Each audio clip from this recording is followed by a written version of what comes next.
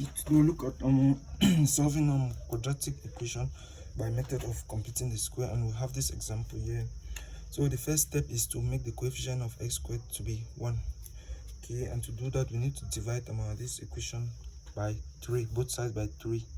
So divide here by 3 by this 3 so that it goes off by 3 by 3 and by 3. So we now have x squared plus 2 on 3 x minus 1 on 3 to be equal to 0. Then now the second step says we take half the coefficient of x all squared and add to both sides of the equation. And if you observe very well, the coefficient of x is 2 on 3. So now if we take half the coefficient of x all squared, we'll have something like this: half of 2 on 3 and all squared, so which will be equal to this. We can it's advisable not to cancel, just multiply like that. We will have 2 on 6 all squared. It's advisable to keep it as something all squared like this. Okay, so this is it. This is half the coefficient of x all squared, which is 2 on 6 all squared. We'll add to both sides of this equation now. So this now turns into x squared plus 2 on 3x minus 1 on 3 plus 2 on 6 all squared equal to 2 on 6 all squared. See that nothing changes because this can still go off with this and to give 0. So from here now we can now send this one this way, and now I can write this now as let me write x squared as x all squared plus 2 on 3 x, then I bring this one now plus 2 on 6 all squared.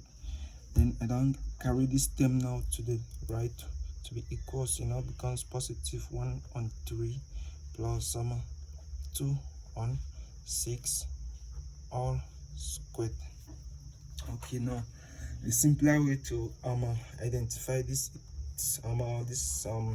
want to make this left hand side to be like a perfect squared, x minus something all squared, or x plus something all squared. So a better way to identify it is we take what is inside this bracket here, have here x, then the next sign that follows is a plus. We take plus. If suppose the next sign that follows here was a minus, we take minus. So we take plus, then we now take what is inside this bracket, plus 2 on 6 all squared to be equal to, then we then simplify the right hand side, we get 1/3 plus here we get 4 on 36. So we now get x plus 2 on 6 all squared to be equals to 1/3. Sorry, and now when you add this, we'll get 16 on 36.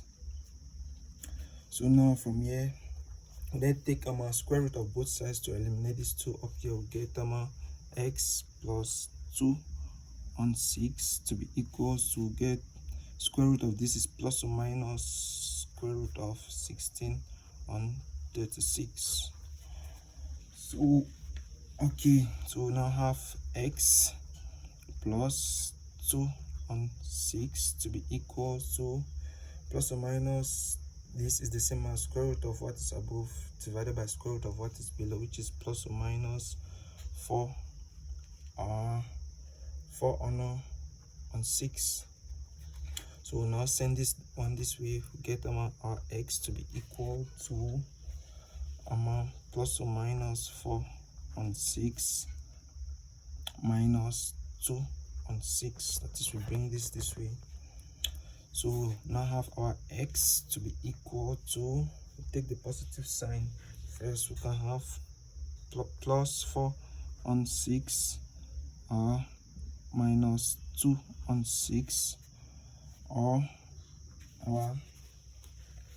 our x to be equal to minus 4 on 6 minus 2 on 6.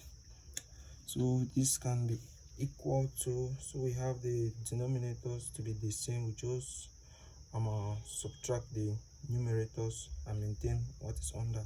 So it will be 4 minus 2, which is 2 on 6, which can be further simplified to 1/3. And same thing to here, apply the same rule here. We'll get minus 4 minus 2, which is minus 6 on 6, which is equals to minus 1. So that means our value of x is equal to, we have two values of x, which is 1/3 and -1. We're now solving this by method of completing the squares. Thank you for watching.